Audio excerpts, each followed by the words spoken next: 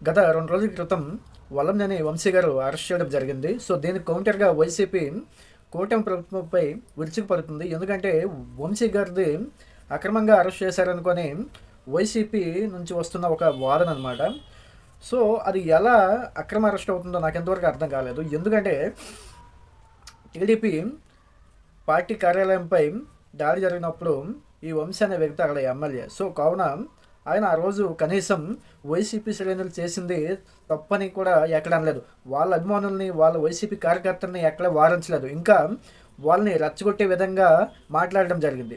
Okay, ఇది పక్కన పెడితే ఎవరైతే పార్టీ కార్యాలయంపై దాడి జరిగినట్టు కేసు ఫైల్ చేశారో ఆ అబ్బాయిని కిడ్నాప్ చేసి రాత్రంతా చిత్రహింసలు పెట్టేసి ఈ కేసు వాపసు తీసుకోకపోతే నిన్ను మీ ఫ్యామిలీని చంపేస్తాం అని కూడా బెదిరించడం కూడా జరిగింది.